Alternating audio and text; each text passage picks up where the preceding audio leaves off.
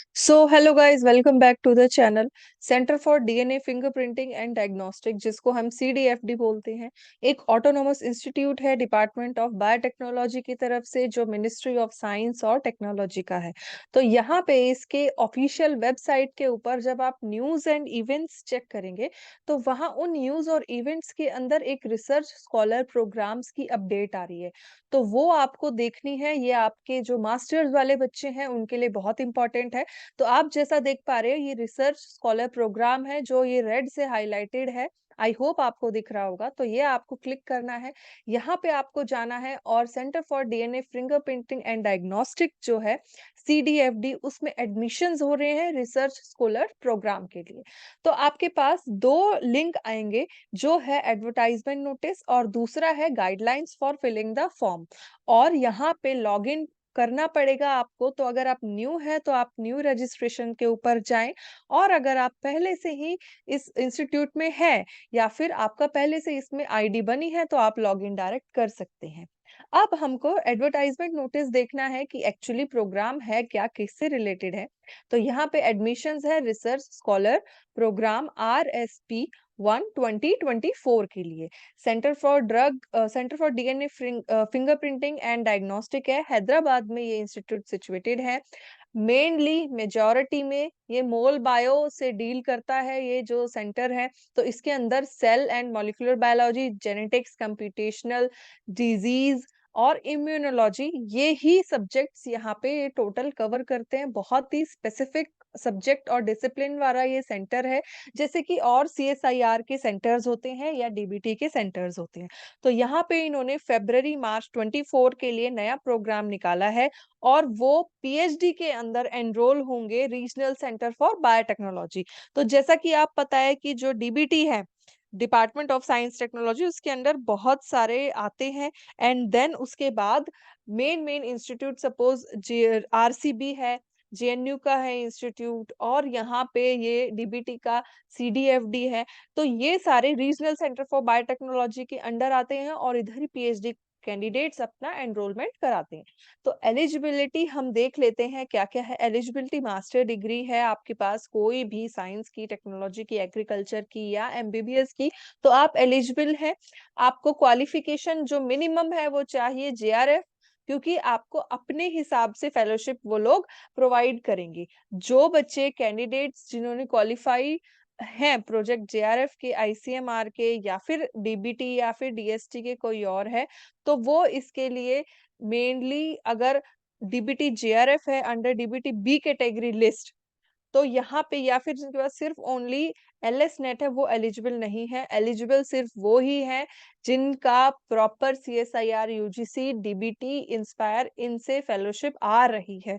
Okay, clear. LS net वाले नहीं है एलिजिबल, यूजीसी नेट वाले। अब जो भी सारी रिक्वायरमेंट्स है वो सीडीएफडी फुलफिल करेगा, क्योंकि आपको इस पीएचडी प्रोग्राम में एनरोल होना है।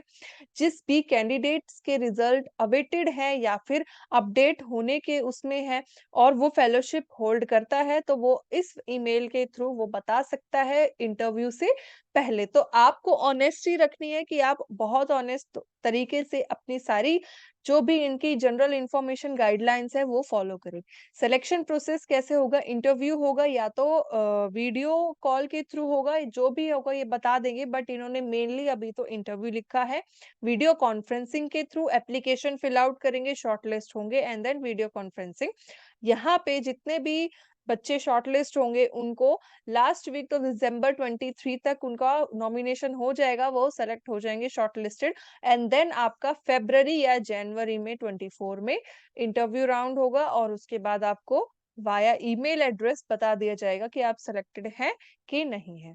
जितने भी एप्लीकेंट्स हैं, बच्चे हैं, एप्लीकेशन प्रोसीजर वो ध्यान से यहाँ पे फिल आउट करें, क्योंकि कोई एग्जाम नहीं है, और आपको डायरेक्ट इंटरव्यू के बेसिस पे ही शॉर्टलिस्ट किया जाएगा, सेलेक्ट किया जाएगा पीएचडी प्रोग्राम के लिए, क्योंकि आपके पास ऑलरेडी जेआरएफ या फिर कोई फेलोशिप आ रही है। क्लियर। ऑनलाइन एप्लीकेशन जो भी फैसिलिटी है वो होगी, क्लोज लास्ट डेट है 15 दिसंबर। 15 दिसंबर तक आप अप्लाई कर सकते हैं। बहुत लंबा ड्यूरेशन है अभी आपके पास, नवंबर एंड 15 दिसंबर, 1.5 2 महीने पड़े हैं, तो आप आराम से इसको फिल कर सकते हैं, जिन बच्चों को हैदराबाद सीडीएफडी में एडमिशन लेना है। वेबसाइट दी गई है, इस वेबसाइट के ऊपर आप अपना ऑनलाइन रजिस्ट्रेशन करा सकते हैं। बाकी जो भी एंटायर प्रोसेस है वो दिसंबर के एंड जनवरी तक कंप्लीट होगा। रिजल्ट आपका दिसंबर में आएगा और जॉइनिंग जो है वो लेट फरवरी मार्च में आपकी जॉइनिंग होगी। एक वेबसाइट यहाँ दी हुई है, इस पे आप इनकी ऑफिशियल वेबसाइट पे विजिट करके चेकआउट कर सकते हैं। अब हम क्या करते हैं, हमको गाइडलाइंस देखनी है जो मेन है फॉर्म फिलिंग के लिए। तो गाइडलाइंस एक बार चेकआउट कर लेते हैं हम। गाइडलाइंस इसी वेबसाइट के दूसरे पोर्टल पे दी गई है। इंटरेस्टेड कैंडिडेट्स यहाँ पे चेक कर सकते हैं। रजिस्ट्रेशन प्रोसेस होगा, न्यू रजिस्ट्रेशन पे आपको जाना है। आपको एक वैलिड ईमेल आईडी और फोन डिटेल चाहिए, तो उससे आपका जो ओटीपी है या फिर जो भी क्रेडेंशियल्स है वो जनरेट हो जाएंगे एसएमएस के थ्रू।